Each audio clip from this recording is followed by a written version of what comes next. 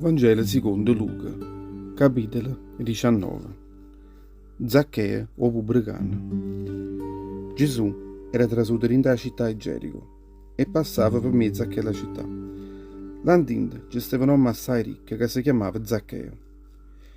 Era uno dei capi che assaggiava le tasse e era assai ricco e desiderava tanto avere Gesù per sapere chi fosse, ma non ce la faceva dovere perché era troppo corto e perché ci stava parecchia gente che camminava tanto attorno a essa. E poi, per vedere buono, corrette subito più annanzi e lato e si arrampicava in coppa a un pere di sicomoro che stava vicino a quella via e là aspettava Gesù che aveva passato proprio sotto a quella chianda. Quando arrivai là sotto, Gesù alzò l'occhio e dicette: Zaccheo, scendi in presso, perché oggi mi vuoi fermare a casa tua. Zaccheo scendette presso e caprezza assai rossa rindo cuore suo a cui Gesù rinda a casa sua.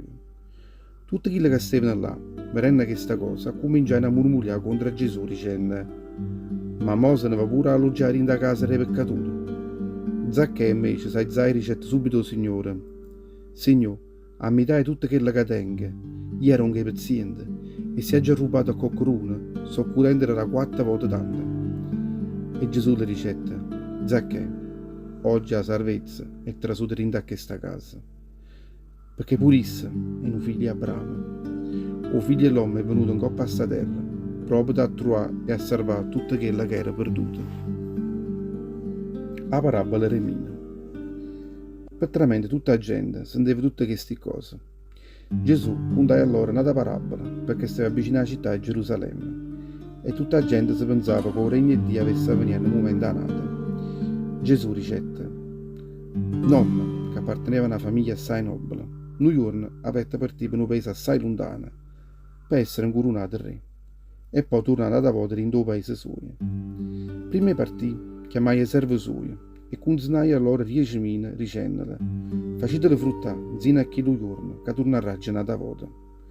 Ma tutti quelli che stavano in quello paese non lo potevano alleggerire, anzi lo odiavano a morte. E come chi le partette, le menai rete certe persone del paese che avevano dicere: noi non volimmo che questo venisse a comandare ancora a noi. Quando tornai, dopo che era stata fatta re, facette chiamare uno a uno tutti chi li serve che avevano avuto in mano soi che la stessa somma era denaro, per vedere quando ognuno di loro fosse stato capace di far fruttare chi denaro. Si presentò innanzi primo e le dicette: Signore, con quella mina che tu mi rata, io sono stato capace a buscare 10.000. Brava, le dicette il Signore. Tu sei stato un servo onesto e assai capace. E proprio per questo, io metterò in mano tua il potere di comandare un coppa di città. Si presentò innanzi a esso secondo, eppure questo le dicette: Signore, con quella mina che tu mi rata, io sono stato capace a buscare 5.000. Eppure a questo dicette: brava, pure a te voglierà un umano coppa a 5 città. Ultimo si facette innanzi la tua serva, che le dicette: Signore, questa ora denaro che tu mi hai consegnato, io l'ho già nascosto, in non mi accaduto, perché teneva assai paura di te. Sapeva che se non mi assai tosto, che ti piglia quella che non è stipata e miete pure quella che non è seminata. E chi lo Signore rispondette a essa dicendole: le stesse parole che sono uscite da bocca tua di condanna, serve infame. Tu sapevi che era un uomo assai tosto, che sono capace di pigliare pure tutte quelle che non ha già contato e sono capace di accogliere pure quelle che non ha già seminato. E perché non hai portato il denaro mio in una banca, a così quando sarei tornato avrei induritato chi lo denaro pure che interessa. Poi salutai chi gli altri serve che stavano attorno a essa e ricetta a loro: levate la mina in mano e chisto e consegnate a chi che ne tiene riesce. Ma signore, ricettano loro, chi se ne tiene già riesce? E vi dico, ricette chi, a chi tiene già assai sarà dato ancora di più, a chi invece tiene poco sarà luato pure quello che poco catena. E tutti chi nemici che non volevano che io diventasse re, portatemi qua e scannarlo proprio innanzi a me. L'ingresso messianico a Gerusalemme. Dopo che aveva detto tutte queste cose, Gesù contava il cammino suo in mezzo alla città di Gerusalemme, camminando innanzi a tutti i lati. Quando arrivai vicino a Betfage e a Betania, vicino a Chillo Monte, che aveva chiamato Monte della Oliva, mandai due discepoli suoi dicendo: Ia 30 chili pesa che sta innanzi a noi, e in fromma della sita troverete un figlio e una ciuccia, che nessuno è mai aiuto in quello. Voi scioglietela e portatemela qua. E se qualcuno si avesse domandato perché io state sciogliendo, voi dicetela così: serve per il Signore. Quelli che erano stati mandati partettero e trovarono proprio come mi aveva detto allora. E mentre stavano sciogliendo, i padroni dicettero a loro: perché state sciogliendo chi lo figlio era ciuccia? Perché serve il Signore, rispondettero loro. O pigliarono e portarono così innanzi al Signore. Mettettero in cuore a chi ciucciarielli e mandielli loro e vi facettero salire a Gesù. A mano che camminava la gente, stanevano i mandielli loro in terra per mezzo che la via. Stavano quasi per arrivare vicino a che l'ascesero Monte della Oliva, quando la folla dei discepoli suoi, cantando e facendo festa, cominciarono a lodare a Dio, a voce aiapata, per tutti quei miracoli che avevano veduto e ricevevano. Benedetto chi che viene, benedetto il Re che viene rindo nome del Signore. Pace in cielo e rolia a Dio, rindo più aiapata dei cieli.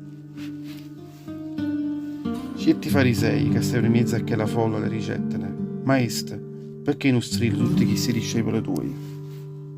E Gesù rispondette dicendo: vi posso assicurare che pure se chissà se stessero zitti, si metteranno a lucca pure e prete. L'ambiente in coppa a Gerusalemme. Quando arrivai vicino a Gerusalemme, vedendo che la città si mettette a chiagnere, vuole a questa e le ricette. Si avesse capito pure tu, a magari rinda a questo giorno, che serve per pace a toi. Ma non si capace a avere, perché questa è stata nasconuta innanzi all'occhio tuoi. O vicanne, Gerusalemme, per te verranno giorni, quando i nemici tuoi ti attornieranno, metteranno i soldati attorno a te e ti stranineranno a ogni lato. Zuffonderanno a te tutte le figlie che stanno rinda a te e non lasceranno rinda a te che è prete in coppa a prete.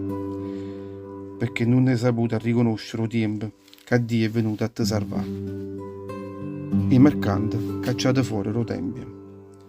Trasette poi rindo il tempio e cominciai a cacciare fuori tutti quelli che accattavano e vendevano e ricette a loro. Sta scritto: a casa mia sarà una casa di preghiera. Voi invece l'avete fatta ridurre a una rotta di mariuola. Ogni giorno lezionavo il popolo rindo il tempio. I capi dei previti e i mastri della legge cercavano di far morire e la stessa cosa facevano pure tutti i capi più apprezzati di quello popolo, ma non sapevano come avevano a fare, perché tutto il popolo prendeva tutte le parole che scendevano rinda bocca soia.